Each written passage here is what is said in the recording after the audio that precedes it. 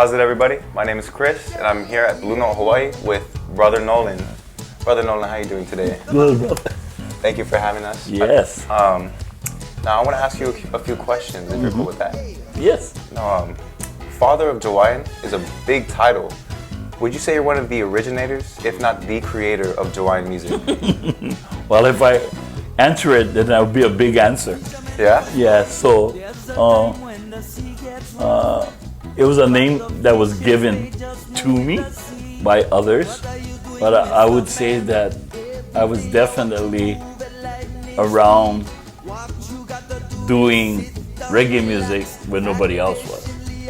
It was only me and Butch Elemano. Yeah, and now that we're in the fourth quarter of our life, yeah, like when we look in reverse at what we were doing at that time, I was just looking back not too long ago, and because only me and Butch were the reggae bands back then, we would open for all the reggae guys so I opened for all kinds of different reggae bands, Third World, Yellow Man. I mean, way back then, they're just, that's just the style that we were playing at that time too. Yeah. And then, what I did was just fusion the music with lyrics that had to do with Hawaii, and then that's kind of made it, localized it. Yeah. Mm-hmm. And then when kids play ukulele, they kind of got like changang instead of just chang with a one drop, right? So just started incorporating that as well. Changang, and then some of these ideas were born out of that. And before you know it, I was writing songs with that kind of feel and playing them. Or even if I did a Marley song or a Jimmy Cliff song, it would have that kind of feel. So it kind of like just evolved. Mm-hmm. Mm-hmm. I think you really opened up a whole generation of new music too. I definitely did now. Yeah. Now when I look at my goodness, like Cali music, all that stuff, all those guys. I mean, I did a couple of shows with some of those young groups, like the Green, Catch a Fire, like those kind of guys, and they all go, "Hey, uncle, represent," it's just a different vibe, Mm-hmm. Yeah, so I kind of think that I helped pioneer the genre. Mm-hmm. Yeah. I think that music made it so far too. It even made it in the movie Pineapple Express. Mm-hmm.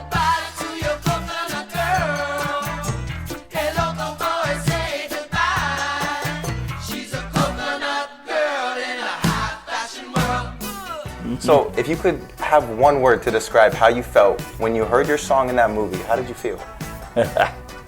I was pretty stoked. Yeah, but I had already had some songs and bits and pieces of music licensed on, documentaries and a couple of other movies already too. So I kind of knew the drill, but that was a good one. In that line of the music field, as you're studying business, right? Sync licensing, a song on a major or feature motion picture is big, right? And how many minutes it's played, where it's played, all those things that come in consideration. I was just lucky to be coached and taught, just like the Millie program, on how to go about licensing and publishing. So actually, that's that is my world. Yeah, as much as I do performing, I'm a songwriter, and I write music to all kinds of forms. I've been doing it for so long too. So I belong to a publishing company in the mainland as well too, that's global, and so that's what we're always trying to do throughout the year, right? Is trying to get licenses. So we call them shop and chop. Shop and chop. Yeah, because they'll take a song and we just want that little piece, right? Or we want that little piece of music, right? And so you have the whole song, but you can chop it, and you can chop it, Mm-hmm. You talked about you were songwriting for a long time, and you talked about in an old interview, you started in your childhood on Pua Lane, you started a band with your friends. Yeah. Was there anyone in particular that influenced you to start a band and pursue music? younger brother and my eldest brother. Yeah, our family is all musicians. You know, kind of like the Cruz family. Everybody played music, so music's always around us, right? And so that, like, we were playing it as natural as could be. But hanging out with Willie and the Poor Boys on Poor Lane, yeah, all the boys they say like, "Hey, you gotta go," you know, like they're all telling, "Man, you gotta get out of here, man," you know. And so that's definitely some of the major influences of me pursuing music as a career. That's really nice to hear that it came from your family. Yeah, the roots, you know. Yeah. Roots.